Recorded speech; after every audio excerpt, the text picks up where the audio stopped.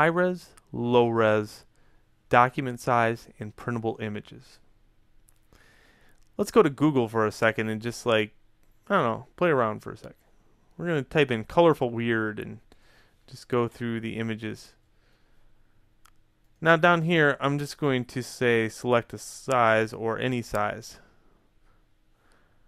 These are the images that students use the most. Why? I don't know. They probably just don't put the love into it. They just want to find something and just use it. They never even realize that over here is all the good stuff. These are non-printable images. They could be printed, but maybe the size of a postage stamp and actually look okay. These are very low-res images. And how do I know that? Well, if I mouse over them, it shows me the pixel width. 100 by 100 pixels. That is very small. I'll put it in perspective for you here in a second. Let's go to larger than, and maybe choose 4 megapixels. Okay, we're just going to mouse around here. Let's look at a couple of these. Is this high res? Well, it looks high res, but let's go into it. Let's go full size image, and let's click into it one more time. Is this high res? No, this is not high res, and it looks mainly like one of those old like TV shows that we were used to back before we had high def. So it was probably taken with an iPhone or something similar to that. Let's look around more. Let's look at this food. Is this high res? Well, let's click on it one more time. And yes, this is high res. There's a fly. I can see the fly, and I can see all the texture of the food. Let's copy this image and put it into Photoshop. File new, OK, edit paste.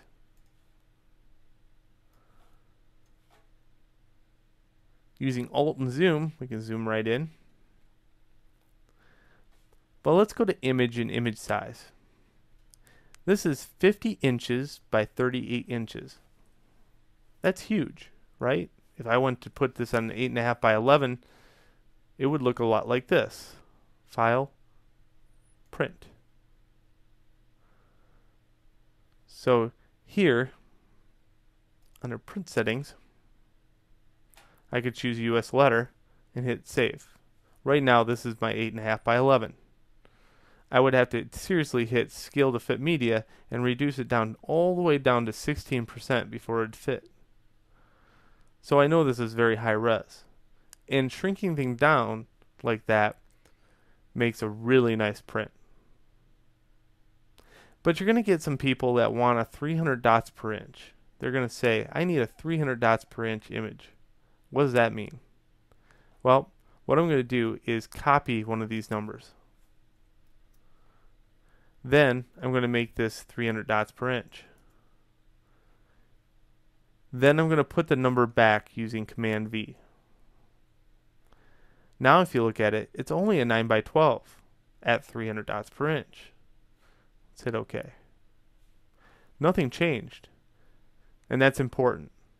If you're going to change the DPI, you must change it in a way just like I illustrated. When I go File, Print, you'll see now it makes more sense. It's at 100%. And if I click here and hit Scale to Fit Media, it's only like 87% change to fit on one page. This is the preferred state.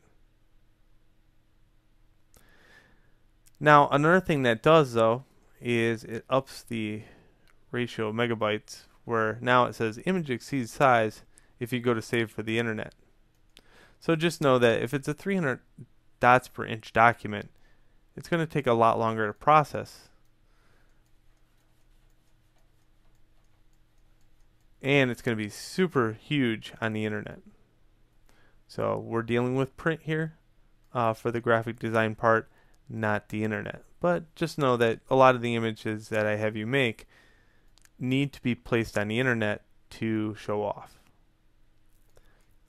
In this case, you can lower this back down to something like 1000 or something like that. And as long as this is locked with a chain, it will be an equal partnership, a ratio here. So it'll change it the same or uniformly. All right. So that is pixel size, as far as that goes, document size, and resolution. Just know that they all work in perfect harmony, but you just have to kind of change things very smart like. Go like this. I could lower this back down to 72 if I wanted, but then I have to paste that number. There we go, no change, and now I'm back up to the document size being huge and now the resolution being low.